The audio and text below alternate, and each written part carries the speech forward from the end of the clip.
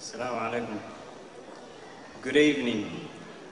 Tonight is a very special night for the Australian Ogaden community. The aim of tonight's event is to introduce and educate the Australian government, stakeholders and the mainstream community about the Ogaden situation. More specifically, my speech will focus on the people, land and culture of this region. My colleague Nasira will later go on to discuss the history, current politics and the disturbing humanitarian situation. The Ogaden is currently located in the southeast of Ethiopia. This came to be when the British handed the Ogaden to the expanded Abyssinian Empire at the end of World War II, without consulting the general populace. Its inhabitants are ethnic Somalis, and it shares borders with Somalia in the east and southeast, Kenya to the south, and Oromia, a similarly troubled region which shares parallels to the Ogaden. To the west, also Djibouti Republic to the northwest. It is 390,000 square kilometers with an estimated population of 5 to 6 million. The territory is divided into 9 regions, with the current capital in Jigjiga. The landscape consists of dense shrubland, bush grassland and bare hills. Furthermore, it also boasts mountainous and desert terrain, where experts have indicated the huge potential of gas and oil reserves, as well as other mineral resources. The Ogaden also has various rivers, the most important being the Shabelle and Juba rivers, which support farming. The Ogaden flag was established in 1984 with specific colours to represent the struggle and aspirations of the Ogaden nation.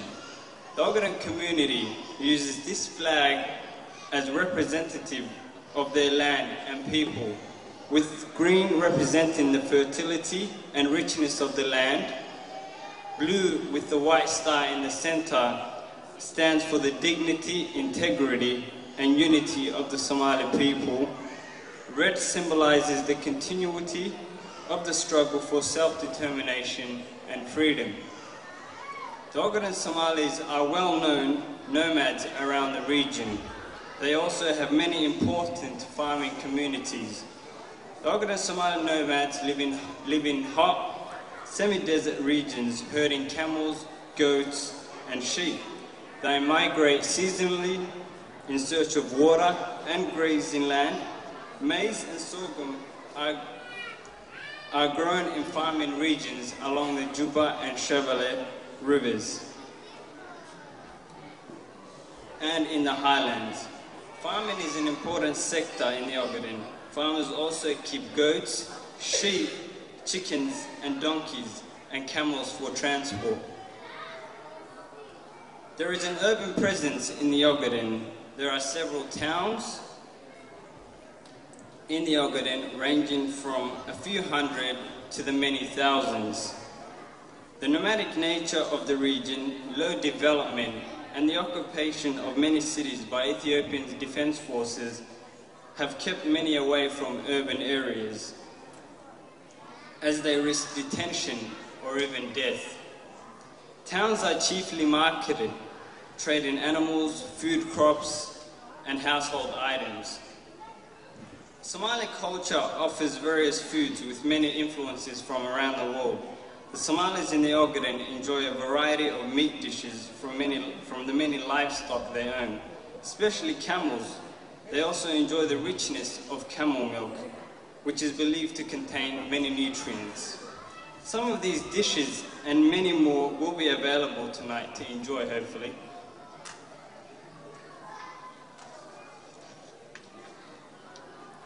Cultural celebrations in the Ogaden are noted for their particular dance of danto, in which traditional songs and poetry are rhymed with the specific dance. There are various versions, and it is also used as a pastime by youths of the region. It is an important cultural trait and brings out the richness of the region's culture, as many of the traditional clothing are also on display. Tonight, this exciting display will be on show. The Ogaden region is home to Somali literature and poetry, with the most famous poets and poems originating here. In general, Somalis were labeled a nation of poets. This can be attributable to the Ogaden region. Poetry is a way of life in the Ogaden. The art of poetry is revered, and the poet has a prestigious status in society. The Ogaden has a large number of poets. Even to this day, there are perhaps even a number of poets among us tonight. Poetry was a way for people to communicate the happiness of life, wars, history, romance, and philosophy. Poems were chanted almost daily every evening after the day's work had been done in large gatherings. I would like to illustrate the quality of this poetry in Sayyid Muhammad's poem, A Fine War Horse. Sayyid Muhammad is considered the Shakespeare of Somali literature and the George Washington of Somali nationalism. He led anti-colonist campaigns against British, Italian, and Ethiopian imperialism. The sample poem is detailed.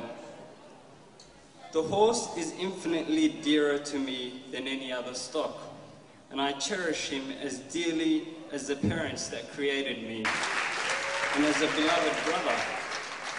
And if I don't see him for a brief season, I am smitten with an anxiety of longing, and come close to dying from a nagging fear.